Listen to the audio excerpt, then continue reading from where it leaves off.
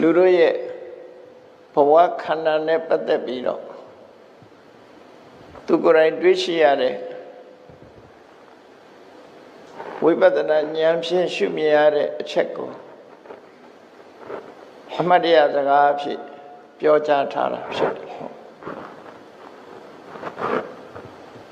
အဘိတတောဝနိပတတိဝယောအဘိတတောဝဆိုတာတစုံတစ်ယောက်ကစိတ်ခိုင်းနေတယ်လို့နောက်ကနေတွန့်ပေးနေတယ်လို့ပဲလူတွေရဲ့အရွယ်ဟာ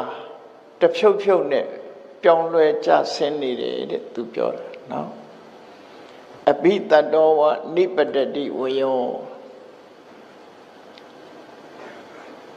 အတင်းချနောက်ကနေပြီးတော့မြန်သွားနဲ့တွန့်ပို့နေတယ်လို့တူတယောက်ကခိုင်းစေနေတယ်လို့လူတွေရဲ့ဘဝဟာရပ်တန့်မနေပဲနဲ့အလုံးလင်းမြန်ကြာဆုံးနေတယ်လို့သူတို့ဆိုတယ်ပေါ့တက်ကြီးပြီဆိုရင်တော့မှန်တာပဲကြာဆုံးလာတယ်ငယ်စဉ်ဘဝကလည်းကြည့်လိုက်မယ်ဆိုရင်ခုခေတ်ဆိုရင်ကလေးတွေဟာတစ်နှစ်သားအရွယ်နှစ်နှစ်သားအရွယ်တစ်နှစ်သားကျော်လာတာနဲ့စကားတွေကတတ်လာပြီအတော်ကိုသိကုန်ညာပြောတတ်တယ်ဆိုတတ်တယ်နှစ်နှစ်ဆိုတော်တော်လဲဝဲခုခေတ်ကလေးတွေအရွယ်အားလေးပဲလင်းမြန်ကြီးထွားလာကြတယ်ပေါ့ငယ်တဲ့အရွယ်လေးကလင်းမြန်ထွားကြိုင်လာပြီးတော့အသက်အရွယ်ကြီးပြင်းလာတဲ့အခါမှာကြတော့လင်းမြန်အိုမင်းကြဆုံးသွားကြတယ်လူတွေရဲ့အရွယ်ဟာဒါမှန်တယ်ပေါ့ဟောအလင်းမြန်ပြောင်းလဲပြီးတော့သွားနေတယ်တဲ့အဲ့ဒါလိုအလင်းမြန်ပြောင်းလဲပြီးအရွယ်တွေဟာတည်မြဲပြီးတော့မနေပဲနဲ့ပြောင်းလဲဖြစ်ပေါ်နေတာရူပံအညမိဝတထေဝတန္တံအရွယ်ပြောင်းရင်လည်းပဲရှုပ်အစင်းကလည်းပြောင်းလာလိုက်တာတစ်နှစ်သားအရွယ်နဲ့နှစ်နှစ်သားအရွယ်နှစ်နှစ်သားအရွယ်နဲ့၄-၅နှစ်သားအရွယ်ပြောင်းလာတယ်ပေါ့နော်ကလေးငယ်လေးတွေမှာသိမသိတာသေးတော့လည်းပဲသက်40အရွယ်ကနေ50ရောက်သွားပြီရှင်းသွား50ကနေ60 90 80ပို့ပြီးတော့ဆိုသွားပြောင်းလဲမှုတွေကအလွန်ပဲလျင်မြန်နေရူပံအညမိဝအဲ့ဒီယုတ်တရားယုတ်ခန္ဓာကိုယ်ကြီးဟာကိုယ်ပိုင်တဲ့ယုတ်ခန္ဓာကိုယ်ကြီးလို့မဟုတ်ဘဲနဲ့သူဖြစ်ရခြင်းဟာဖြစ်နေတဲ့ယုတ်သဘောကြီးပဲကိုယ်ကလှပပအစင်ထာဝရနုပြိုနေခြင်းတော့လဲသူကမနုပြိုဘူးကိုယ်ကဝါခြင်းတော့လဲသူကပိန်နေပြန်ကိုယ်ကပိန်နေတဲ့အခါလဲသူကဝပုတ်ကြီးလို့ဖြစ်အဲ့တော့ဘယ်အရာမှကိုယ်ဆန္ဒအတိုင်းမလိုက်လျောဘူးလို့ဆိုလို့ตาဖြူခြင်းမှမဲတယ်မဲခြင်းမှဖြူနေတယ်ဖြူတဲ့လူကလည်းမဲခြင်းသေးတာမဲတဲ့လူကလည်းဖြူခြင်းတာလောကလူတွေဟာကိုယ်ဆန္ဒပြည့်ဝတယ်လို့ရှင်းတတ်တယ်လို့သိမရှိကြဘူးရှိဥရောပကအဖြူမျိုးသမီးတွေမဲခြင်းလို့လုပ်နေကြမဲလို့မရတဲ့အခါမှလုပ်တော့ဆိုရင်စားခဲ့လူဟာမျိုးအဝတ်နဲ့ကိုစွတ်လိုက်တဲ့အခါကျအတော်အသင်းလေးမဲသွားတယ်ကပ္ပတိဆင်းရောက်သွားတော့အဲ့ဒါမျိုးလို့သိသဘောကျနေပြန်ခါမဲတဲ့လူတွေကြတော့လေဖြူကျင်လိုက်ကြတာဘုန်းကြီးတို့ဆိုငယ်တော့လဗ္ဗုဒ္ဓကကြွလာတဲ့ဆရာတော်ဥဝေပုံလားဆိုတရုတ်အမျိုးသားဘုန်းကြီးအသားလေးကဖွေးစွတ်နေတာတရုတ်ဆိုတော့သူ့ကိုအားကြပြီးတော့ရေချိုးကြငယ်တော့သူ့လိုဖြူအောင်လို့ဆိုပြီးတော့ဆရာတွေတိုက်ခဏဘဲဖြူမှာတော့သူကသဘာဝဖြူဆိုတာကောမသိသူ့မေအောင်လို့ပဲဖြူလိုက်ကိုရင်ချင်းရေချိုးရင်ကနေဥဝေပုံလားကွာဥဝေပုံလားကွာလဲဆိုလောက်ကြတာ ငယ်တော့လောက်ခဲ့တာမှတ်မိတယ်နော်အဲ့ဒါလို့မဲတဲ့လူကလည်းဖြူချင်တာပဲညိုတဲ့လူကလည်းဖြူချင်အဲ့တော့ရုပ်ဆိုတာကိုယ်ဟာလူနဲ့သူဟာဖြစ်နေသူသဘောတိုင်းရူပယုတ်ခဏကြီးကလည်းအညမိဘကိုယ်နဲ့မပိုင်ကိုယ်နဲ့မဆိုင်သလိုတထေဝတန်တာသူဖြစ်ချင်တဲ့အတိုင်းဖြစ်နေတဲ့အနေအထားကြီးတွေ့နေရတယ်တဲ့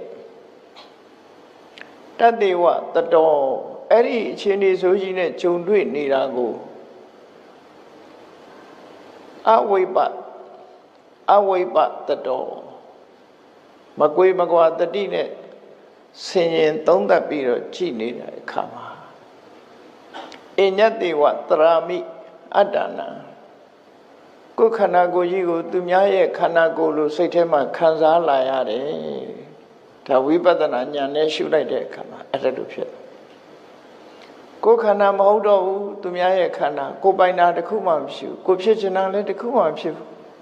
ဟောအဲ့တော့ကိုယ်မပိုင်တဲ့ပစ္စည်းကြီးလို့စိတ်ထဲမှာခံစားလာရတယ်ဆိုဟောတကယ်တွေးပြီးတော့တကယ်ဆင်ញင်သုံးသပ်ကြည့်ပဲဆိုတော့အဲ့ဒီတိုင်းပဲအဲ့ဒီတိုင်းပဲရုပ်ခန္ဓာကိုယ်ကြီးကိုဖြစ်ချင်တာမဖြစ်သည့်အတွက်ကြောင့်တစိမ့်တရံဆံလွန်အားကြီးတယ်လို့တစိမ့်တရံဆံတဲ့ခန္ဓာကိုယ်ကြီးတတိနဲ့စင်စဲပဲပြချီးရှုနေတဲ့အခါမှာကိုမပိုင်ဘူးဆိုတဲ့သဘောတရားတွေဟာထင်ရှားသိတာလာပါတယ်လို့ခိမိလမထေရကဒီအမတ်တရားစကားကိုပြောတာဖြစ်တယ်အဲ့တော့ဒီအမတ်တရားစကားပြောတဲ့ခိမိလမထေရဆိုတာကပိလုမျိုးသားတူပဲဖြစ်တယ်ရသော်ဘုရားရဲ့ဆွေတော်မျိုးတော်တွေကကပိလုမျိုးမှာတူဖြစ်တယ်မင်းသားတူပဲသူလည်းရှင်အနန္ဒာတို့နဲ့အတူသာသနာပေါင်းဝင်လာအဲ့ဒါလို့သာသနာပေါင်းဝင်လာကြအနုပိယဏိဂုံးမှာရသော်ဘုရားနောက်ကလိုက်ပြီးတော့တိုင်ကွေမင်းသား6ယောက်ယဟန်ပြုကြတယ်ဆိုတဲ့မှာသူပါတယ်ရှင်ဒေဝဒတ်လည်းအပါဝင်မဲ့အဲ့တော့ရှင်ဒေဝဒတ္တအဲ့တော့နာမည်မပြတ်သေးဘူးစိတ်ကောင်းနှလုံးကောင်းရှိနေသေးတယ်အဲ့ဒီအုပ်စုထဲမှာသူကအပါဝင်ရသော်ဘုရားရဲ့ဆုံးမဆွေတော်မျိုးတော်ဆိုတဲ့တန်ရောစဉ်နဲ့သာသနာပေါင်းဝင်လာကြသာသနာပေါင်းဝင်လိုက်တဲ့အခါမှာသူ့ကိုမြတ်စွာဘုရားကတိချာဘဝခန္ဓာရဲ့မတည်မြဲပုံကိုဘဝခန္ဓာဟာလင်းမြန်စွာပြောင်းလဲနေတယ်ဆိုတာကိုငယ်စဉ်ကသူတတိမထားမိဘူးတတိမထားမိတော့မြဲတယ်လို့ထင်တယ်အဲ့ဒီအထင်ကိုပျောက်ဖို့အတွက်မြတ်စွာဘုရားဟာနေမိတယုတ်သူတယောက်တည်းမြင်ရတဲ့ရုပ်ပုံတစ်ခုဖန်ဆင်းပြတယ်သူကြည့်နေတော့မျက်တောင်လေးတစ်ချက်ခတ်လိုက်တာနဲ့ရုပ်ကပြောင်းသွားတယ်နောက်တစ်ချက်ခတ်လိုက်ရင်ပြောင်းသွားတယ်အမျိုးသမီးရုပ်ပုံလွှာကိုခေမာမီဘုရားတို့ကိုခြေချွတ်တဲ့ပုံစံမျိုးနဲ့မြတ်စွာဘုရားသူ့ကိုဘဝကြီးကမတည်မြဲဘူးလင်းလင်းမြန်းမြန်းပြောင်းလဲနေတဲ့ဆိုတဲ့သဘောတရားကိုထင်ရှားသိစေဖို့ရအတွက်နေမိတရုပ်ပုံလွှာဖန်ဆင်းပြတယ်အဲ့ဒီဖန်ဆင်းပြလိုက်တဲ့ပုံမှာသူကစူးစိုက်ပြီးတော့ကြည့်နေရင်နဲ့အိုမင်းရွတ်တော့လာပြီးယောဂဝိရဏရလို့နောက်ဆုံးမှာခန္ဓာကိုယ်ကြီးလဲပြိုကွဲပြီးသိဆုံးသွားတာကိုတွေ့ရတယ်တခဏအတွင်းလေးမှာရုပ်ခန္ဓာကိုယ်ရဲ့ပြောင်းလဲမှုတွေခုလည်းလူတွေချမ်းချမ်းဖမလုံးကြတာလားတော့မသိဘူး Facebook ပေါ်မှာအရွယ်မျိုးစုံလုပ်ပြီးတော့တင်းနေကြတာတွေ့ရတယ်ပေါ့နော်တွင်းနေကြတယ်ဘယ်နှစ်ကအရွယ်ဘယ်နှစ်အရွယ်ဆိုတာအိုးခြင်းလည်းရပုံရတယ်ကြည့်ရတာရုပ်ပုံသွားတယ်ပြိုခြင်းလည်းရတယ်အိုးခြင်းလည်းရတယ်ပုံစံမျိုးမျိုးလုံးနေကြပြီးတော့စိတ်ကူးရင်ကြတာလားတော့မသိဘူးနော်အဲ့ဒါလို့မြတ်စွာဘုရားလည်းနေဝိတယုံနဲ့ဖန်ဆင်းပြီးတော့လုံးလိုက်တဲ့အခါကျနုပြိုနေတဲ့အရွယ်လေးကတဖြုတ်ဖြုတ်နဲ့တခါလေချက်ချင်းအုံမင်းရင့်ရော်ပြီးပျက်စီးသွားတဲ့အနေအထားတစ်ခုပြလိုက်တဲ့သူဟာတန်ဝေကတိတ်ဖြစ်သွားတယ်တန်ဝေကဖြစ်သွားလို့ မြတ်စွာဘုရားဓမ္မသင်္ကန်းဝေါ်ရာကနေပြီးဝိပဿနာတရားကျင့်ကြံကြိုးကိုအထောက်လိုက်တာသူယဟနာဖြစ်သွားတယ်သူရှုမှတ်ပွားများတဲ့ကမ္မထန်တရားကဘာလို့ဆိုသာဝရပြောင်းလဲနေတဲ့ခန္ဓာကိုယ်ကြီးမတည်မြဲဘူးတဖြုတ်ဖြုတ်နဲ့ပြောင်းလဲနေတဲ့အနေအထားကြီးတစ်ခုသူဟာအမြဲတမ်းနှလုံးသွင်းဆင်ခြင်မိတယ်ပန်းပွင့်လေးတပွင့်ကြည့်နေတဲ့အချိန်လေးမှာခုနကအဖူးလေးခုပွင့်သွားပြီအခဏကြာတော့နွမ်းသွားပြီနောက်တစ်ခါကျကျွေသွားပြီဆိုတဲ့ဟာမျိုးလေးပေါ့လေအဲ့ဒီ process ဆိုရဖြစ်စဉ်လေးတစ်ခုပေါ်မှာသူကလင်းလင်းမြန်မြန်ပြောင်းလဲနေတဲ့သဘောတရားတွေကိုရှုမြင်သုံးသပ်တတ်တာမြေကမ်းမှာထိုင်ပြီးတော့မြေရည်စီးနေတာကိုကြည့်လို့ရှိရင်ဟောခုနတော့ကထိုင်စားကကြည့်လိုက်တဲ့ရေကမရှိတော့ဘူးနောက်စီးလာတာနောက်ရည်တွေပါလားဆိုအတွေးဝင်လာသလိုပဲလူရဲ့ခန္ဓာကိုယ်ကိုချီရင်နဲ့သူဟာတံဝေကတွေရလာဒါလည်းဝိပဿနာဉာဏ်တစ်ခုတစ်မျိုးပဲเนาะလင်းလင်းမြန်မြန်ပြောင်းလဲနေတာတော့ဘလောက်ထီအောင်လင်းလင်းမြန်မြန်ပြောင်းလဲတာလဲဆိုသူပြောတဲ့စကားအဘိတ္တောဝနိပတတိဝယောတဲ့လူတွေရဲ့အရွယ်ဟာနောက်ကနေပြီးတော့မြန်မြန်သွားဆိုပြီးတော့တွန်းလှနေသလိုပဲတဲ့ချက်ချင်းကြီးနုပြိုရာကအိုစာသွားတယ်ပြောင်းလဲမှုတွေကဗဒမထင်ရှားတယ်လို့ဆိုလို့တယ်ဘာမှမကြောက်အဲ့ဒါကိုရှုမြင်သုံးသပ်လာတဲ့အခါကျတော့ဘယ်အရာမှမတည်မြဲဘူးဝိပရိနာမဓမ္မောပြောင်းလဲပျက်စီးတတ်တဲ့သဘောရှိတယ်မမြဲပါလားလို့ဆိုတဲ့အနိစ္စတင်ညာကိုဆွဲဆွဲမြဲမြဲရှုမြင်သုံးသပ်ပြီးဘယ်ကိုကြည့်လိုက်ပြောင်းလဲနေတာကိုတရိပ်ရိပ်ပြောင်းနေတာတွေကိုသူ့အသိဉာဏ်နဲ့မှာတတိထားမိနေတယ်အဲ့ဒီတတိထားမိနေသည့်အတွက်ကြောင့်ငါဟာငါရုပ်လို့ကိုမတွေးမိတော့ဘူးတခြားသူရဲ့ရုပ်တခြားသူရဲ့ဘဝလို့တောင်မှထင်ရလောက်အောင်ကိုယ်နဲ့မပတ်သက်မှုမရှိဘဲနဲ့ပြောင်းလဲနေတယ်ဆိုတဲ့သဘောတရားတွေကိုရှုမြင်သုံးသပ်လာလို့ဒီစကားကိုမှတ်တရစကားကိုသူပြောခဲ့တာဖြစ်တယ်ပေါ့ဝိပဿနာဉာဏ်နဲ့ကြည့်ရင်တော့ပဂတိမျက်စိနဲ့ကြည့်တာနဲ့မတူပိုးမြန်တယ်ဆိုထင်ရှားတယ်နော်ပဂတိမျက်စိနဲ့ကြည့်ရင်တော့မနေ့ကလည်းဒီရုပ်ပါပဲဒီနေ့လည်းဒီရုပ်ပါပဲလို့မြင်ကောင်းမြင်လိုက်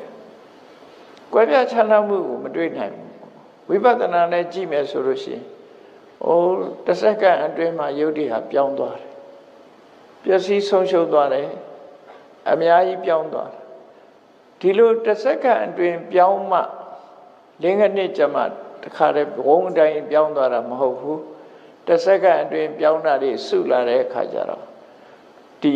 မတူညီမှုတွေဟာထင်ရှားသိတာလားကွဲပြားခြားနားမှုတွေဟာပထမတော့မသိတာဘူးနောက်ပိုင်းမှာကွဲပြားခြားနားလာဝိပဿနာဉာဏ်နဲ့ရှုမြင်သုံးသပ်တဲ့အခါကျတော့အဲ့ဒီသဘောတရားတွေဟာကွဲပြားခြားနားတော့ခြေလမ်းလေးတလန်းလှမ်းလိုက်တာနဲ့ပထမခြေလမ်းလေးလှမ်းလိုက်တော့ဒုတိယခြေလမ်းကိုလှမ်းလိုက်တာနဲ့ပထမခြေလမ်းလေးကပျောက်သွားပြီတတိယခြေလမ်းလှမ်းလိုက်တာနဲ့ဒုတိယလည်းပျောက်သွားပြီစရုထခြေလမ်းလှမ်းလိုက်ရင်တတိယပျောက်သွားပြီအဲ့ဒီလိုဝိပဿနာဉာဏ်ထက်သန်သွားတဲ့ပုဂ္ဂိုလ်တွေကြတော့နှမ်းအိုးခင်းထဲမှာနှမ်းတွေလှော်တဲ့အခါမှာမီးရဲ့အပူရှိန်နဲ့နှမ်းလေးတွေကဖြစ်နေဖြောက်နဲ့မြည်တယ်လို့ပဲမြည်ပြီးတော့နှမ်းလေးတွေကကြွတ်ကုန်တယ်လို့လူခန္ဓာကိုယ်ဟာလည်းပဲအဲ့တိုင်းပဲ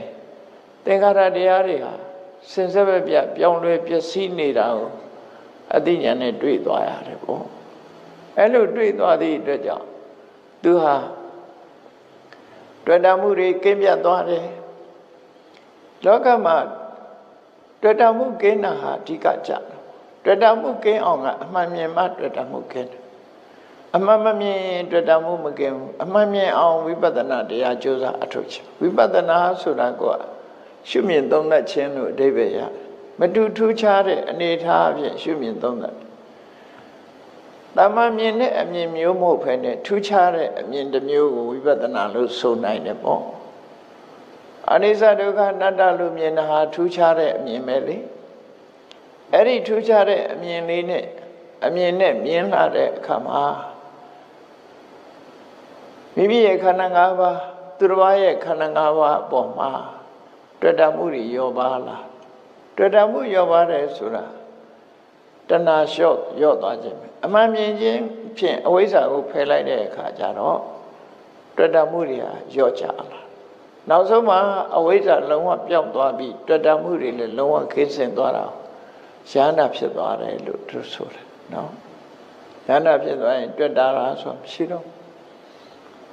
အဲ့ဒီတွေ့တာမှုကုံဆုံးသွားတာနိဗ္ဗာန်ဆိုတာလည်းပဲတွေ့တာမှုတွေကုံဆုံးသွားတယ်နိဗ္ဗာန်ခေါ်တာတွေ့တာမှုတွေကလုံးဝထွတ်မြောက်သွားတယ်အဲ့ဒါလို့အဝိဇ္ဇာနဲ့တဏှာကိရိတာရဲ့ဝိမြစ်နှစ်ခုကျွတ်ထွက်သွားတဲ့အခါမှာတန်တရားဝကလွတ်မြောက်ပြီးတော့ထာဝရငြိမ်းတဲ့အငြိမ်းတက်ရရှိသွားတယ်ဘယ်တော့မှခန္ဓာကိုယ်ကြီးကိုပြန်မရတော့ဘူးဘယ်တော့မှခန္ဓာကိုယ်ကြီးပြန်မရတော့သည့်အတွက်ကြောင့်ဘယ်တော့မှလည်းမအိုတော့ဘူးဘယ်တော့မှလည်းမနာတော့ဘူးဘယ်တော့မှလည်းမသေးတော့ဘူးအိုစရာလည်းမရှိဘူးနာစရာလည်းမရှိတော့အိုရနာရဲဆိုတာခန္ဓာကိုယ်ရဲ့အလုပ်လေခန္ဓာကိုယ်မှမရှိဘူးဆိုရင်အိုစရာပဲရှိတော့မှာတော့နာစရာဆိုတာလည်းမရှိဘူးသေစရာလည်းမရှိတော့ဘူးအားလုံးဟာအကြောင်းတွေတတ်လိုက်လို့အကျိုးရက်သွားတာဟောအကြောင်းတွေပယ်ဖြတ်လိုက်လို့အကျိုးရဆိုင်သွားတာကိုပဲတဏှာဝကလွတ်တယ်လို့တို့ဆိုတာဖြစ်နေသေးရင်အိုးမှနာအောင်မသေးဘူးအဲ့ဒီသဘောဆိုလို့ပေါ့နော်မောဂုတ်ဆရာတော်ကြီးမင်းရှိတယ်လို့လောင်စာသိမ့်၍မိငိမ့်တယ်ဟုတ်တယ်လောင်စာရှိလောင်နေဥမှာပဲလေခန္ဓာ၅ပါးရှိရင်လောင်နေဥမှာပဲအဲ့လောင်စရာမရှိတော့ဘူးဆိုမိကဘယ်သူသွားတောက်ဆရာမရှိတောက်ဆရာမရှိတော့မိတော့ကလေးကငြိမ့်သွားအဲ့ဒီမိတော့ကလေးငြိမ့်တယ်လို့တန်တရားဝဆင်းရလည်းငြိမ့်သွားတယ်လို့ဆိုတယ်လောင်စာသိမ့်၍မိငြိမ့်ခြင်းဟာနိဗ္ဗာန်ပဲပေါ့ဒီလိုဆိုလို့ရပေါ့နော်သို့သောပုထုဇဉ်တွေကဖြစ်တာကိုကြိုက်နေတဲ့ဘဝတဏှာအရင်ကရှိသည့်အတွက်ကြောင့်မဖြစ်တော့ဘူးဆိုလို့ရှိရင်ကြောက်တယ်လို့ရွံ့တယ်လို့အိမ်ဘယ်လိုလုပ်ပြန်မရုံလို့တွေးကျင်တွေးနေငါတွေးကျင်တဲ့လူနဲ့တွေးလို့မရတော့ဘူးစိတ်ပူပန်မှုတွေဖြစ်လာနော်ပုရုဇဉ်ရဲ့အတွေးအရိယသူတော်စင်တို့ရဲ့အမြင်ဟာအလွန်ကွဲပြားခြားနားတယ်လို့သူဆိုလို့ကြောက်လန့်တုန်လှုပ်သွားတယ်တကယ်တန်တရားဝဆင်းရဲ့ဆင်းရဲဒုက္ခကိုသိမြင်လာတဲ့ပုဂ္ဂိုလ်ကြတော့မဖြစ်တာကိုသဘောကျသွားတယ်ပေါ့လို့ဆိုတယ်ဟုတ်ပြီအဲ့တော့ကိမိလမထေမြတ်ရဲ့အမတ်တရားစကားဟာလူရဲ့အရွယ်တွေရုပ်ခန္ဓာကိုယ်ကြီးတွေဟာအချိန်မီပြောင်းလဲပြီးတော့နေတဲ့သဘောပြောင်းလဲနေသည့်အတွက်ကြောင့်ကိုယ်ရုပ်ကိုယ်ခန္ဓာတော့မဟုတ်ပဲသူများရဲ့တခြားသူတယောက်ရဲ့ရုပ်လိုခန္ဓာလိုအနေအထားမျိုးရှုမြင်သုံးသပ်ဒါဝိပဿနာရှုတဲ့အခါမှာပရတော်သူစိမ့်ပြင်ပလို့ခေါ်တယ်ပရဆိုတာကိုမဟုတ်ဘူးကိုမဟုတ်ဘူးဆိုတာစဉ်းစားကြည့်ပဲဆိုရင်လူကကိုဟာလို့ထင်နေပေမဲ့လို့တစိမ့်တရားလို့ဖြစ်တယ်ကိုပေါ်မှာစိတ်ငားတယ်လို့ပြောတာနော်တစိမ့်တရားကိုဖြစ်ချင်တာတခုမှမဖြစ်ဘူးဆိုရင်ဒါတစိမ့်တရားပရတော်ဆိုတဲ့ဒီအဓိပ္ပာယ်ဟာအနတ္တလက္ခဏာကိုဖော်ဆောင်ခြင်းပဲဖြစ်တယ်ပေါ့ကိုလို့မထင်မဲနဲ့သူတော်ဘာလို့ထင်လာရတယ်ကိုနဲ့ဘာမှမပတ်သက်ဘူးလို့ထင်လာတယ်အဲ့ဒါလို့အနေထားမျိုးထိအောင်ဝိပဿနာဉာဏ်နဲ့ရှုမြင်သုံးသပ်တယ်လို့အဲ့ဒီရှုမြင်သုံးသပ်မှုသူ့ရဲ့ကိုယ်တွေ့အနိစ္စလက္ခဏာသဘောတရားကိုအမှတ်တရားစကားအနေနဲ့ပြောကြတာပဲဖြစ်တယ်ပေါ့139ပါးမြောက်ဖြစ်တဲ့မထေရမြတ်ကတော့ဝိစီပုဒ္ဒမထေရတဲ့သူ့ရဲ့အမှတ်တရားစကားကိုကြည့်မယ်ဆိုရင်သူကတော့သူ့အကြောင်းကိုသူပြောတာမဟုတ်ဘဲနဲ့ရှင်အနန္ဒမထေရမြတ်ကိုတတိပေးတဲ့အနေနဲ့ပြောတဲ့စကားလေးသူဘယ်လိုတရားတို့ရခဲ့တယ်ဆိုတာပြောတာမဟုတ်ဘူးရှင်အနန္ဒမထေရမြတ်ကိုသူဟာဘယ်လိုတတိပေးခဲ့ရတယ်ဆိုတာလေးကိုအမှတ်တရအနေနဲ့ပြောတယ်အဲ့တော့သူပြောတဲ့အမှတ်တရစကားကဘာလို့ဆိုရင်ရ ရုက္ခမူလဂဟဏပတ္တကိယတပင်နေဟာတပင်နဲ့မဟုတ်ဘူးတပင်နဲ့တပင်ရှက်ပြီးတော့ပေါက်နေတာရုက္ခမူလဂဟဏတပင်နေမှာတပင်နဲ့တပင်ရောရှက်ပြီးတော့နေတဲ့အပင်တပင်ချာတပင်အောက်ကိုဝင်ရောက်ပြီးတဲ့အခါမှာနိဗ္ဗာန်ဟရယသမိဩပိယနိဗ္ဗာန်ကိုစိတ်ထဲနှလုံးထဲထည့်ထားပြီးဇာယဂေါရမမာစပမာဒောဂေါရမနွယ်ဝင်အရှင်အနန္ဒာမာစပမာဒောမမေ့ပါနဲ့ဇာယဝိပဿနာဉာဏ်ဖြင့်ရှုမြင်ပါဝိပဿနာတရားအထုတ်ပါကိဉ္တိဖိလိဖိလိကကရိတတိအရှင်ဘုရား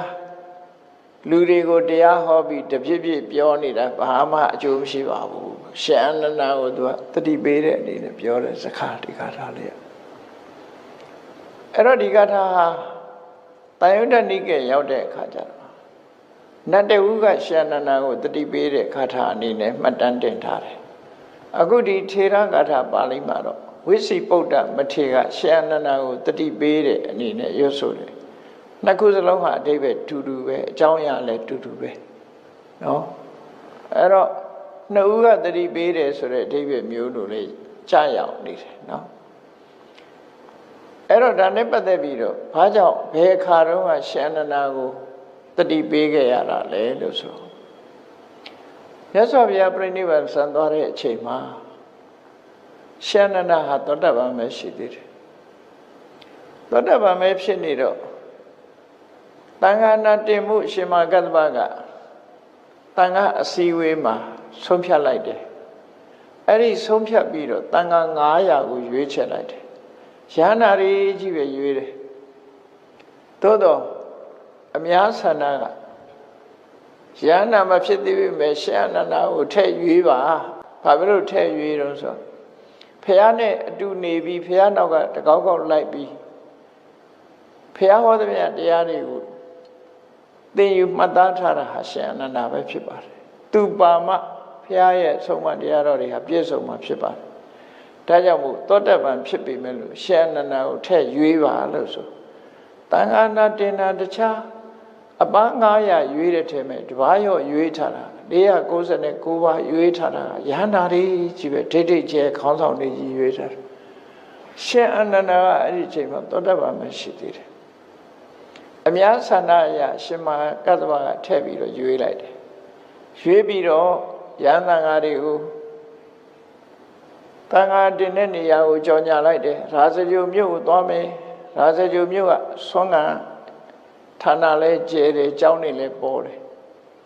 ရာဇဂိုမှာပထမသံဃာနာတင်မယ်လို့ဝေဘာရတောင်းတာတတ္တပန္နိဆိုလိုင်ကူမှာအဲ့ဒီအနိဗ္ဗာန်သံဃာနာတင်မှုနေရာသတ်မှတ်ပြီးကြော်ညာလိုက်တယ်ပေါ့နော်အဲ့လိုကြော်ညာပြီးတော့အားလုံးကိုတတိပေးလိုက်တယ်ဘယ်နေ့ပဲရဲမှသံဃာနာဝါတွင်းကာလမှာလုံးမှာဆိုတော့သွားစရာရှိတာတွေသွားထားလှုပ်စရာရှိတာတွေလှုပ်ထားကြဝါကျွတ်ဖို့အချိန်ကြရင်အားလုံးဝါဆိုကန်ဤဆိုရင်အားလုံးရာဇဂိုမျိုးကိုစုဝေးကြလို့ရှင်မကတ္တဗကမှာလိုက်တော့ရှင်အနန္ဒာမထေရကလည်းမြတ်စွာဘုရားရဲ့တပိတ်သင်္ကန်းလေးကိုယူပြီးတော့သာဝတိတို့ရာဇဂိုတို့ဆိုတဲ့နေရာမှာသာဝတိတို့ဝေသာလီတို့အဲ့ဒီကုသိနာယနေပြီးတော့ပြန်လှည့်လာပြီးတော့ရာဇဂိုမြို့အသွားလမ်းမှာသာဝတိမြို့ကိုသွားတယ်ရာဇဂိုမသွားခင်ကုသိနာရနဲ့နီးတော့သာဝတိမြို့ကိုယင်သွားတယ်သွားပြီးတော့ဇေရဝံကျောင်းကြီးဟာမြတ်စွာဘုရားဝါကျွတ်တဲ့အချိန်ခရီးထွက်သွားတဲ့အချိန်ကဝါဆိုကလေးကမြတ်စွာဘုရားသတိမသုံးတော့သဖြင့်မြတ်စွာဘုရားအကြောင်းဟာတကားမဖွင့်တာကြတော့ရှင်အနန္ဒာကမြတ်စွာဘုရားသတိသင်္ကန်းတွေယူပြီးမြတ်စွာဘုရားသတိသုံးတဲ့ခန္ဓာကုရိတိုက်ကိုတကားတွေဖွင့်အမိုက်တွေပါတွေလှဲပြီးတော့မြတ်စွာဘုရားတက်တော်တရားရှိတော့ဝကြိုးငယ်ပြုသလိုသူကပြုတယ်ရှင်အနန္ဒာဆိုတာမြတ်စွာဘုရားပေါ်မှာတန်ရောစဉ်အလွန်ကြီးတယ်သောတာပန် 50ဇာတ်ထဲမှာလည်းပဲမြတ်စွာဘုရားအပေါ်မှာတန်ရောစဉ်ကြီးခဲ့တာတန်တရားကပါတဲ့တန်ရောစဉ်လို့ပြောရမှာဖြစ်တယ်ညီကိုလည်းညီကိုတန်ရောစဉ်ကြီးတော့မြတ်စွာဘုရားမရှိတော့တဲ့အခါမှာပြန်လာပြီးတော့ဘုရားရှိတော်မှာကဲ့သို့မြတ်စွာဘုရားကျိတ်ဆက်တဲ့ဂရင်းတွေကိုခါလို့တကားတွေဖွင့်လို့မြတ်စွာဘုရားမျက်နှာသစ်ရေတွေကိုတီထားပြီးရိုးရိုးလောက်တာမဟုတ်ဘူးသူကပြောပြီးတော့ငိုသေးတာနော်ဒီအချိန်ဟာအရှင်ဘုရားဆွမ်းခံကြွတဲ့အချိန်ဖြစ်ပါတယ်ဒီအချိန်ကမျက်နှာသစ်တဲ့အချိန်ဖြစ်ပါဒီအချိန်ကတရားဟောတဲ့အချိန်ဒီအချိန်ကသံဃာတွေဆုံးမတဲ့အချိန်ဖြစ်ပါတယ်လို့ပြောလိုက်ငိုလိုက်လှုပ်လိုက်ရှင်အနန္ဒာကအဲ့လိုလှုပ်တယ်အဲ့လိုငိုကြွေးပြီးတော့သူဟာတော့အကြောင်းမှာနေ့လယ်မှာနေ့ပန်းဖြေနားနေတဲ့အချိန်လူတွေကလည်းတရားဓမ္မတွေကလာလိုက်ကြတာသတင်းမေးကြတာပေါ့ခုခေတ်လိုပဲပေါ့မြတ်စွာဘုရားပြိဋိဘံဆန်တဲ့စီကအမှန်တန်ဝေးတာဆိုတော့လူတိုင်းမရောက်ဘူးလေမရောက်တော့လူတွေကရှန္ဒနာလာပြီးတဲ့ဆိုပြီးတော့လာတွေးကြတာအများကြီးပဲတွေးတာရိုးတွေးတာမဟုတ်ဘူးရှန္ဒနာမြင်လိုက်တဲ့ကငိုကြတာအရှင်ဘုရားဖះပဲထားခဲ့ပြီးတော့အရှင်ဘုရားတပါးတည်းကြွလာရတာတော့ဆိုပြီးတော့ငိုကြကြွေးကြနဲ့အဲ့ဒါလိုလုပ်တော့ရှန္ဒနာမထေရကသူများငိုတဲ့အခါသူကချော့ရတယ်ပေါ့နော်သူငိုတဲ့အခါတော့ချော့မဲ့လို့မရှိဘူးသူများငိုတဲ့အခါကျတော့အေးမစိုးရိမ်ကြနဲ့မငိုကြွေးကြနဲ့မြတ်စွာဘုရားကဟောခဲ့တယ်မဟုတ်လားဘယ်ရာမှမမြဲဘူးအားလုံးဟာဒီသင်္ခါရတရားဆိုတာပျက်စီးရင်းချင်းမှာဆုံးတတ်တယ်ဒါကြောင့်မစိုးရိမ်ကြနဲ့ကိုကျင့်ရမယ့်တရားကိုကြိုးစားကျင့်ကြလို့တရားဓမ္မတွေကလည်းလာလိုက်တာရှင်အနန္ဒာတရားနှလုံးသွင်းခွင့်ချိန်မရဘူးအဲ့တော့ထဲမှာနေရင်လည်းလိုက်လာကြရှင်မဂ္ဂတဝကမှားလိုက်တယ်ငါရှင်အနန္ဒာသင်ကသောတာပန်ပဲဖြစ်သေးတယ်တန်ခါနာဘွဲရောက်လို့ရှိရင်ယဟနာအဖြစ်နဲ့တက်နိုင်အောင်တရားကြိုးစားအထုတ်တော့ဟောမနေနဲ့မှားလိုက်သေးတာအဲ့ဒါလည်းသူလည်းတရားထိုင်မယ်တရားကြိုးစားအထုတ်မယ်ဆိုတော်ရဲရောက်လာတော်ရဲရောက်လာလဲအေးငိုကြွေးတဲ့တရားဓမ္မတွေကိုဖြည့်သိမ့်စကားပြောနေရတာနဲ့ပဲသူအချိန်ကုန်တယ်တော်ရဲရောက်သွားတော့လေတရားမထုတ်နိုင်ဘူးအဲ့ဒီအချိန်မှာအခုဝိဇိပုဒ္ဓယဟန်တို့တောတွင်ကအုပ်စိုးနေတဲ့တောဆောင်နတ်ကနေပြီးတော့ရှင်အနန္ဒာကိုတတိပေးတယ်အရှင်ဘုရားတန်ခါနာမတိုင်ခင်အရှင်ဘုရားကိလေသာအသွားကုန်တဲ့ယဟန္တာဖြစ်အောင်ကြိုးစားမှာဖြစ်တယ်ဒါကြောင့်မို့လို့ကြိုးစားပါလုပ်ပါအခုလို့အချိန်ဖြုံးမနေပါနဲ့ကိန်းတီဘိလိကာကရိတတိ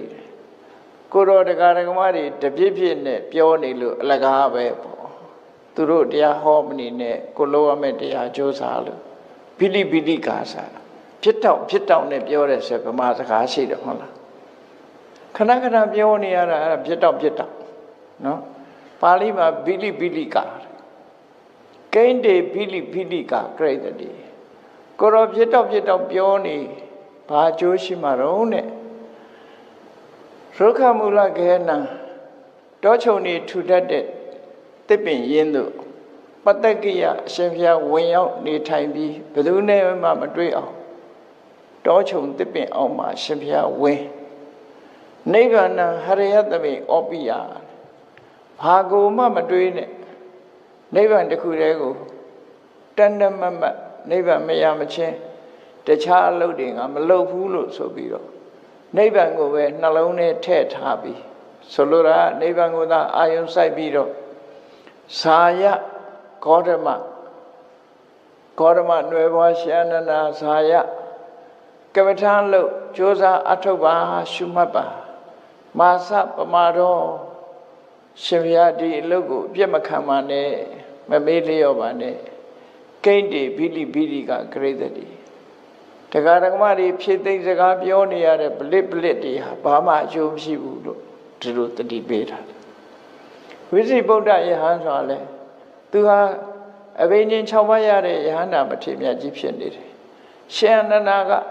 တရားတော်မတွေနဲ့တွေ့တဲ့အခါဖြည့်သိမ်းစကားပြောပြီးသူဟာအလုတ်အားတယ်လို့မရှိဘူးတွားရအရက်မှာဘုရားပြိဋိဘံစံတဲ့နေခကဲ့သို့ငိုကြွေးကြတယ်ရှင်အနန္ဒာမြင်လိုက်တာနဲ့လူတွေဟာလွမ်းဆွေးတဲ့စိတ်ဓာတ်တွေနဲ့မျက်ရည်ကျပြီးငိုကြွေးကြတယ်အဲ့ဒါတွေကိုနှစ်သိမ့်စကားဆိုနေရတာသူ့မှာအလုတ်ကြီးတစ်ခုဖြစ်နေတယ်အဲ့ဒါကိုရှုမြင်ပြီးတော့ဝိဇ္ဇိပုရိကယဟန်ကလည်းဒီစကားကိုပြောခဲ့တာအရှင်ဘုရားတောချုံကိုကြွပြီးတော့နိဗ္ဗာန်ကိုသာယင်တဲ့နှလုံးထဲထည့်ထားပြီးတော့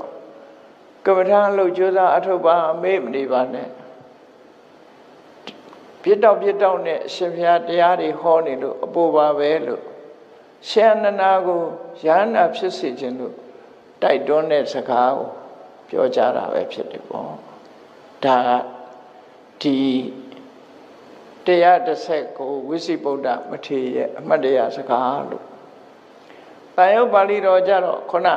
တောဆောက်နတ်ကနေရှင်အနန္ဒာကိုတတိပေးတယ်လို့ဒီခါထားလေးပဲတူတူပဲအတိတ်ပဲတူတူပဲတတိပေးတဲ့အခါမှာရှင်အနန္ဒာဟာတရားကြိုးစားတယ်ဒါပေမဲ့လို့ယဟန္တာဖြစ်လာဆိုအဲ့ဒီအချိန်မှာဖြစ်သေးဘူးဖြစ်ဘူးဘယ်ကြောင့်မှဖြစ်တုံးဆိုရာဇယုကြွရောက်တဲ့အခါကျတော့လက်ဖြင့်ငါလို့အချိန်တန်ခါတဏိပါဒတန်ခါအစည်းဝေးတန်ခါရဏပွဲကြီးဟာစတော့အဲ့ဒီလိုစတော့မယ်လို့လက်ဖြင့်ငါစမယ်ဆိုတဲ့ခဏညလို့ညမျိုးမှာမအိပ်မနေတရားထုတ်တယ်သူအဲ့ဒီကြောင့်ချိုးစားထုတ်တယ်ညလုံးပေါက်တရားထုတ်တယ်ညလုံးပေါက်အထုတ်တဲ့အခါကျတော့သကောင်းကြောသည်ထိအောင်တရားမရအောင်နော်မရတဲ့အခါကျတော့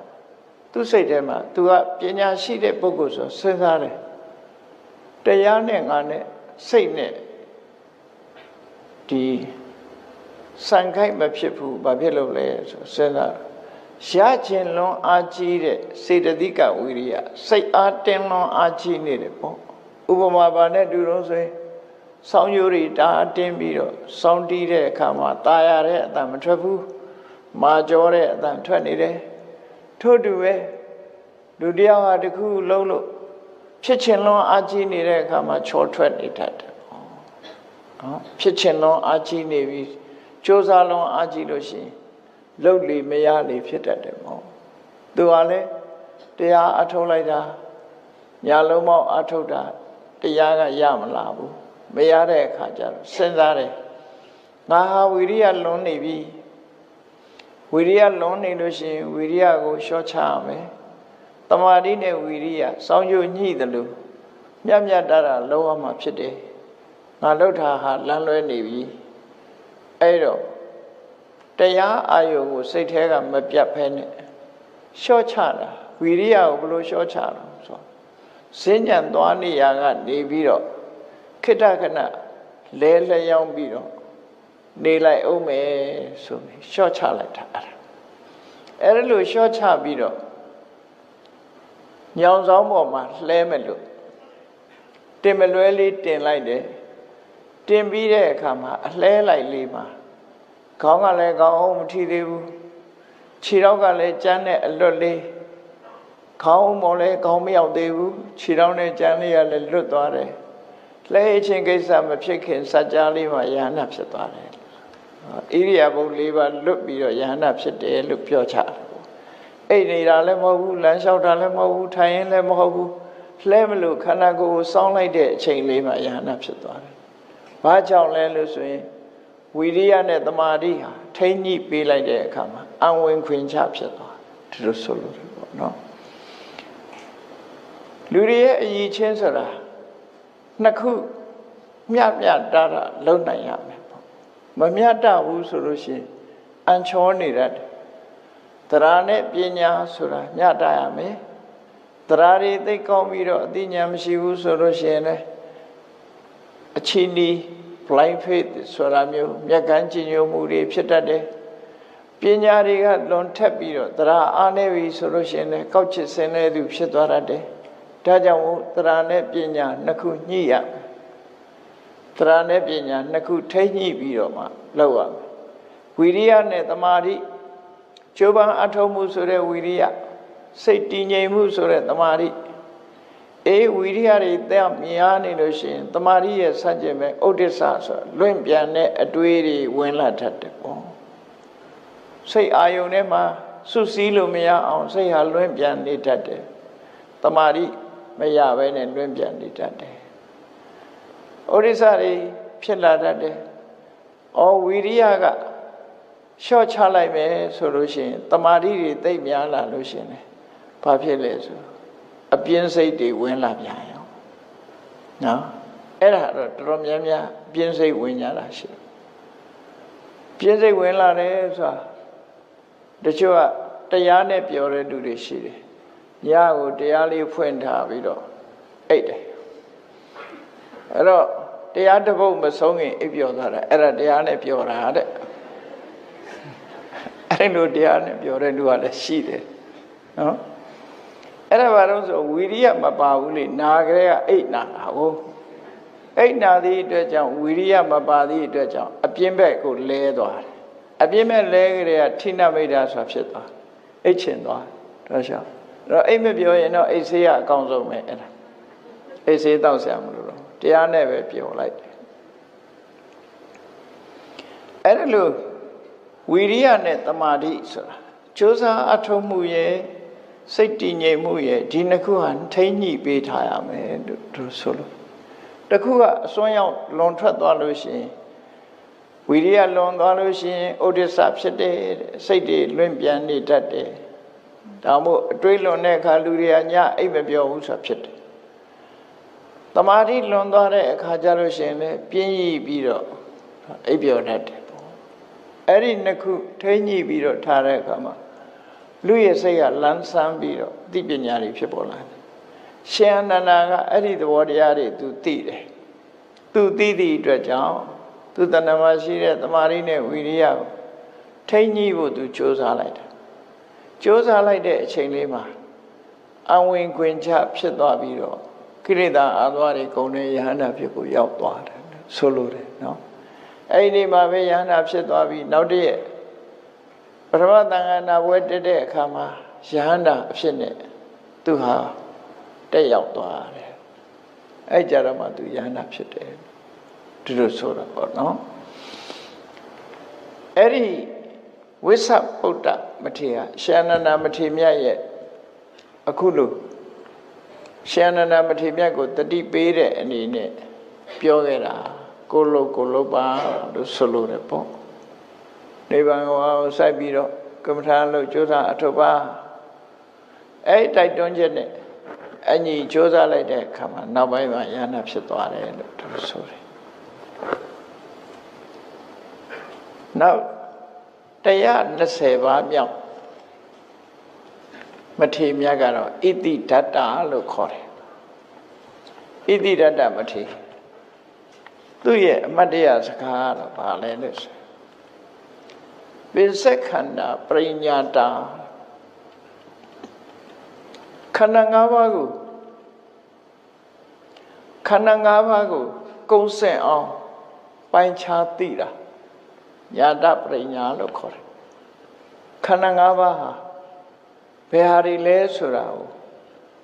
ကိုယ်တဏ္ဍမှာရှိတဲ့ခန္ဓာ၅ပါးကိုပြည့်ပြည့်စုံစုံသိတာညာတပရိညာခန္ဓာ၅ပါးလွယ်လို့ဘာမှမရှိဘူးတတဝါဆိုတာမရှိဘူးပုဂ္ဂိုလ်ဆိုတာမရှိဘူးငါမရှိဘူးသူတော်ဘာမရှိဘူးခန္ဓာ၅ပါးသာရှိတယ်လို့ညာတပရိညာနဲ့ပိုင်းခြားပြီးတော့သိတယ်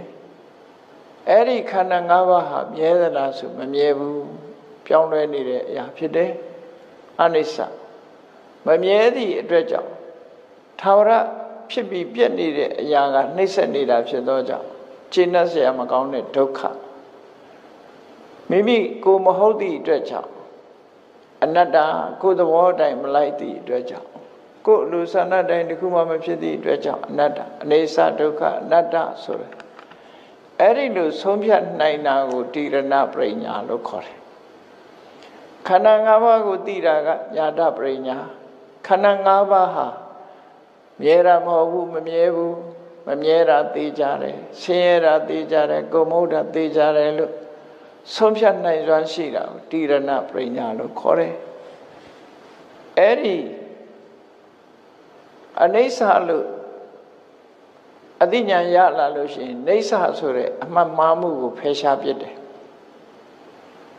အရင်တော့ဒုက္ခလို့ထင်တဲ့အထင်ကိုဒုက္ခသိညာကဖယ်ရှားပစ်တယ်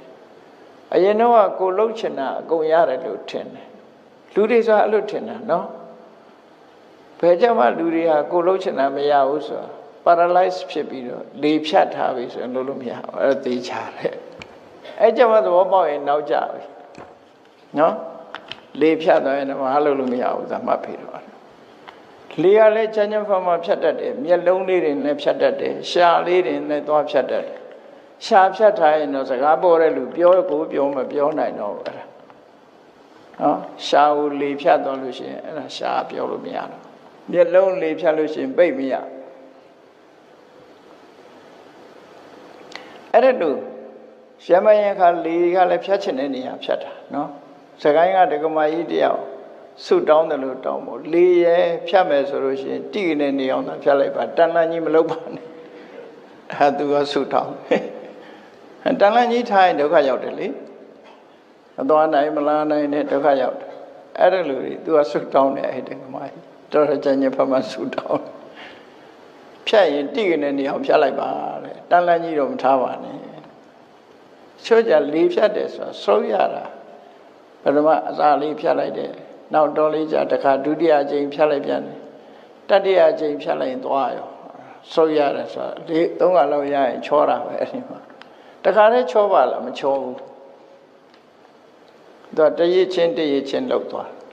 အဲ့ဒါလိုဖြစ်တတ်တယ်ဒီဖြတ်တဲ့လူတွေနော်အမေရိကမှာနေတဲ့တက္ကကြီးတယောက်ဆိုလို့ရှိရင်လေဖြတ်တာတကူလုံးအကုန်ဖြတ်တာလေကမဖြတ်ဘဲနဲ့ဘယ်မှာသွားခြံထားတော့ဆိုမျက်လုံးလေးမှာသွားခြံတာအဲ့သူသွားကြည့်မျက်လုံးကလေးပုတ်ကလပ်ပဲဒါသူသွားမေးရင်သူစကားလည်းပြောနိုင်ဘူးဘာမှလည်းမသိဘူးသို့တော့မျက်လုံးလေးကပုတ်ကလပ်နဲ့မျက်ရည်လေးတွေကျလာတယ်အဲ့ထဲမျက်ရည်လေးတော့ထွက်လို့ရသေးတယ်ခက်တာအဲ့စကားပြောနိုင်မှလားမပြောနိုင်ဘူးမျက်ရည်လေးတော့ထုတ်လို့ရသေးတယ်အဲ့မျက်လုံးလေးတွေကျန်တာလေဖြတ်တာလဲတော်တော်ချိုးမကြတာနော်အဲ့ဒါလို့လောကကြီးမှာဆင်းရဲဒုက္ခတွေကမျိုးစုံကြတယ်အဲ့တော့ပစ္စက္ခန္ဓာပရိညာတာခန္ဓာ၅ပါးကိုတရားဆိုတာမရှိဘူးခန္ဓာ၅ပါးတက်တာဖြစ်တယ်ဆိုတာကိုသိတာညာတပရိညာဘာကြောင့်ဖြစ်တယ်ဆိုတာအကြောင်းနဲ့ကသိတာညာတပရိညာအဲ့ဒီညာတပရိညာဆိုတာဟာနာမရူပပရိစ္ဆေဒဉာဏ်နဲ့ပစ္စယပရိက္ခဉာဏ်ဒီဉာဏ်နှစ်ခုကိုခေါ်တာဖြစ်တယ်နော်နာမရူပပရိစ္ဆေဒဉာဏ်ဆိုတာယုံနာနှမျိုးသာရှိတယ်ငါဆိုတာမရှိဘူးတရားဆိုတာမရှိဘူးလို့သိအဲ့ဒါဟာလည်းပဲဆရာအကြောင်းတရားတွေကြောင့်ဖြစ်တယ်လို့အကြောင်းနဲ့ကသိတယ်နာမရူပပရိစ္ဆေဒနဲ့ပစ္စယပရိက္ခဉာဏ်ဒီဉာဏ်နှမျိုးအတိုင်းအတာတစ်ခုရဖြစ်လာရင်ဒါဝိညာတပရိညာလို့ခေါ်တယ်ပရိညာ၃ပါးနဲ့ခွဲတဲ့အခါနောက်တစ်ခါတိရဏပရိညာဆိုတာကြတော့သမထဉာဏ်တို့ဥရိယပြဉာဏ်တို့ဖြစ်လာတဲ့အခါမှာမမြဲဘူးဆိုတာဆုံးဖြတ်နိုင်လာတယ်မချမ်းသာဘူးဆိုတာလည်းဆုံးဖြတ်တယ်ကိုမပိုင်ဘူးဆိုတာလည်းဆုံးဖြတ်နိုင်လာအဲ့ဒါတိရဏပရိညာလို့ခေါ်တယ်ဘာဟနာပရိညာကြတော့မမြဲဘူးဆိုတဲ့အတိကမြဲတယ်ဆိုတဲ့အတွေ့ကိုဖယ်တယ်ဝိပဿနာဉာဏ်မှာဘင်္ဂဉာဏ်ကနေစပြီးတော့ဟိုဘက်မှာအဲ့ဒီအတွေ့တွေကိုဖြောက်သွားနိုင်တယ်ပေါ့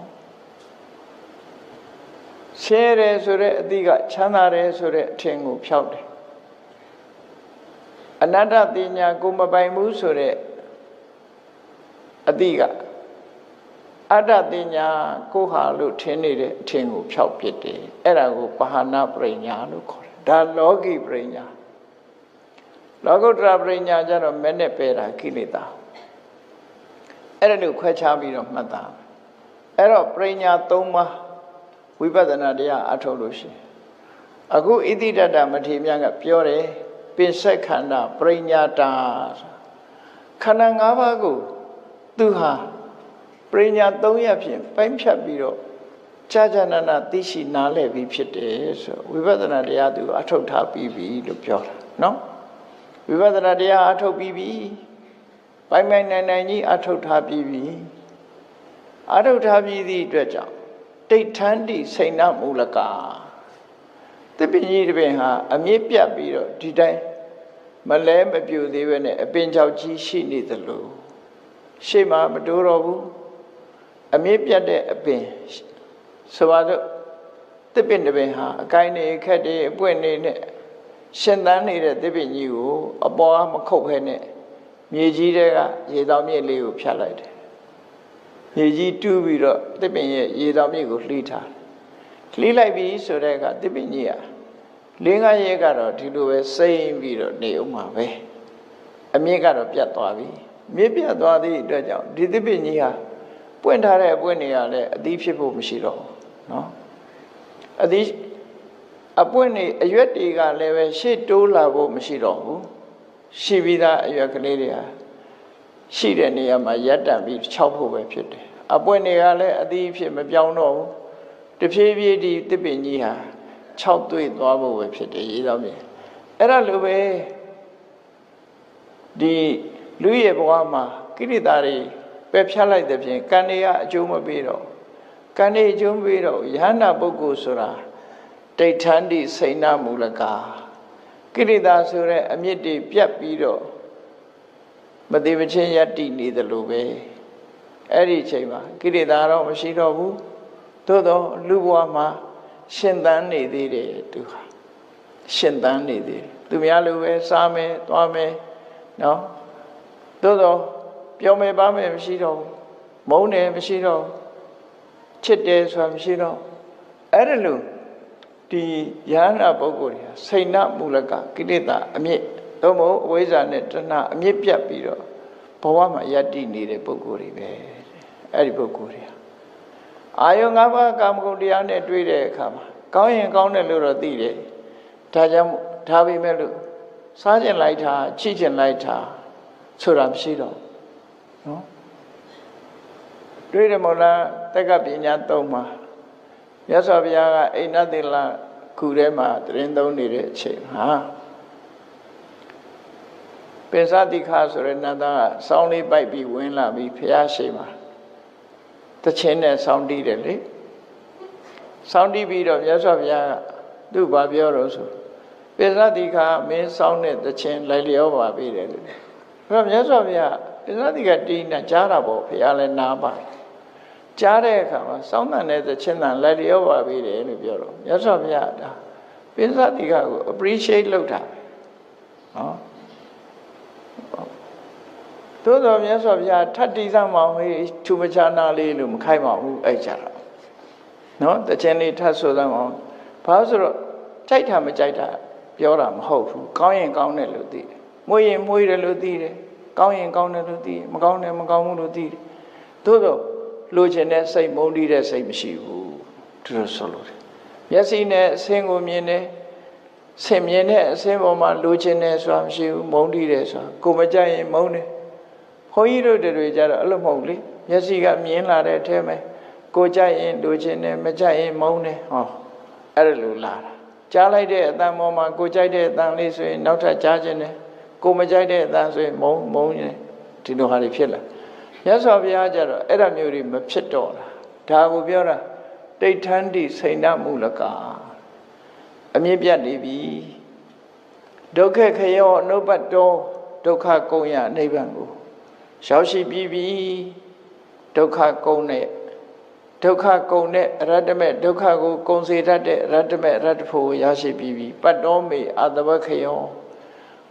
အာသဝတရားတွေကုံပြီးတဲ့ကုံစေတတ်တဲ့အရတ္တမေအရတ္တဖို့ငါမျက်မှောက်ပြုပြီးပြီလို့ဒါက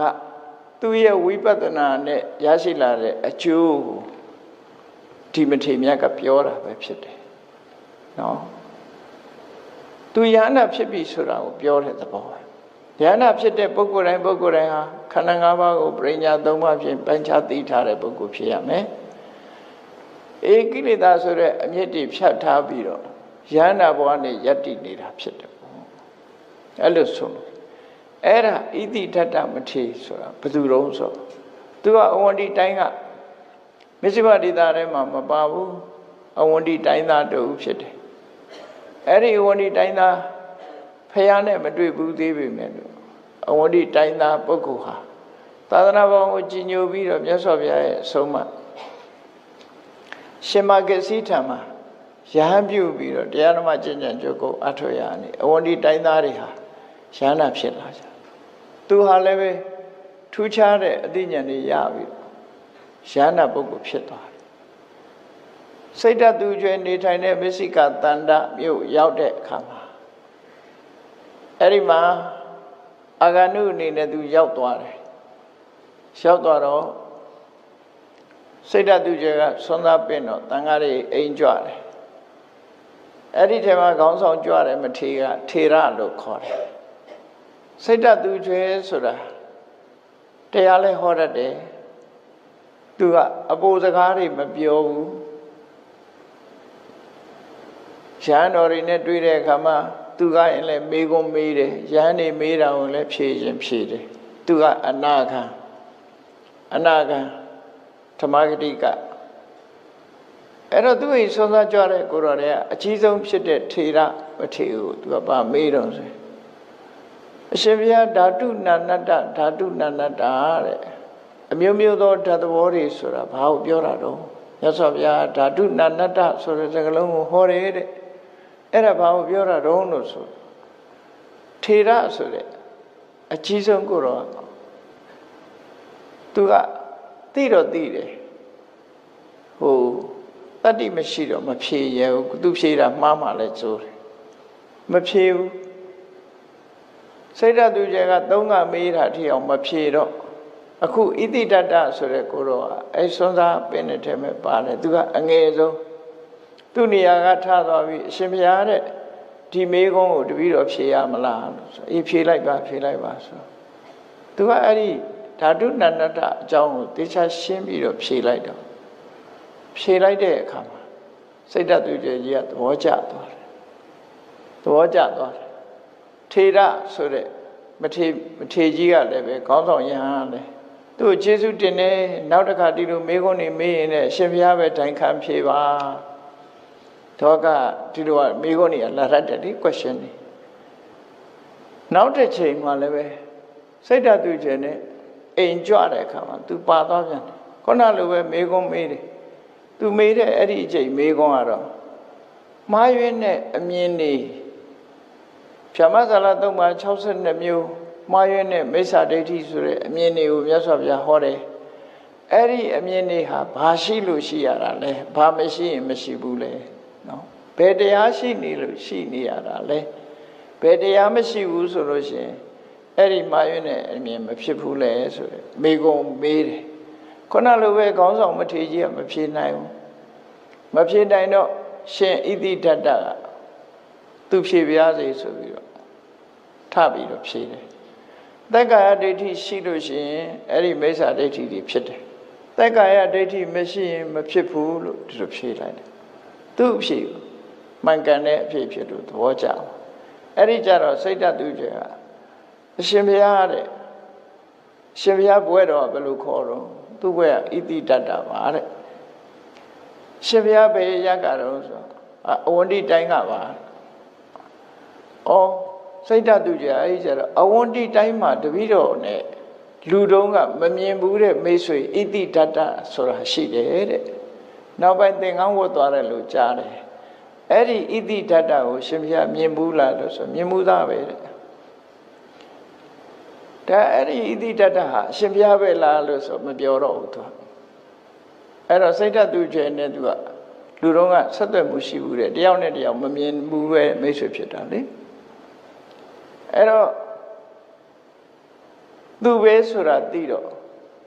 စိတ်ဓာတ်သူကျဲကြီးကအရှင်ဘုရားတဲ့မစ္စိကတဏ္ဍမှာအရှင်ဘုရားပြောနေပါတဲ့တပည့်တော်ပစ္စည်းလေးပါထောက်ပံ့ပါမယ်လို့အဲ့လိုလျှောက်တဲ့အခါကျတော့တခါကြီးကောင်းတဲ့စကားပြောတာပဲလို့ဒီလိုဝန်ခံပြီးတော့ အိမ်ကနေပြန်ကြွသွားတဲ့အခါသပိတ်သင်္ကန်းတွေအကုန်သိမ့်ပြီးတော့နောက်ဘယ်တော့မှအဲ့ဒီပြန်မလာတော့ဘူးတဲ့တခါတည်းကြွသွားပြီနိစိကတဏ္ဍာနောက်ထပ်ပြန်မလာတော့တခါတည်းအပြီးကြွသွားအဲ့ဒီဣတိတတမထေအဲ့ဒီဣတိတတမထေကသူ့ရဲ့အရည်ချင်းကိုသူကိုယ်တိုင်တရားကျင့်ခဲ့တဲ့သူ့ရဲ့အရည်ချင်းရတဲ့အရည်ချင်းကိုထုတ်ဖော်ပြောကြသောအဖြစ်ပင်စက်ခန္ဓာပရိညာတာခန္ဓာ၅ပါးကိုသူကပိုင်ပိုင်ခြားခြားသိပြီးသူဖြစ်တယ်တိဋ္ဌန္တိစိဏမူလကခန္ဓာ၅ပါးဟာတည်ရှိနေတော်လည်းပဲကိရိတာဆိုရဲအမြင့်ပြတ်နေသည့်အတွက်ကြောင့်ကိရိတာနဲ့ဆက်ဆက်မှုမရှိတော့ဘူးဒုက္ခခယောအနုပ္ပတ်တော်ဒုက္ခကိုကုန်စေတတ်တဲ့အရတ္တမေဆိုတာသူဟာရရှိပြီးပြီနိဗ္ဗာန်ဆိုတာရရှိပြီးပြီပတ္တောမေအတဝခယောအာသဝရီကုန်စေတတ်တဲ့ရတ္တဖို့နိဗ္ဗာန်ဆိုတဲ့အဆင့်ကိုသူဟာရောက်ရှိပြီးသားဖြစ်တယ်ဆိုတာကိုသူကိုယ်တိုင်တရားတို့တရားရပြီးသားဖြစ်ကြောင်းကိုအမတ်တရားအနေနဲ့ပြောကြားခဲ့တာဖြစ်တယ်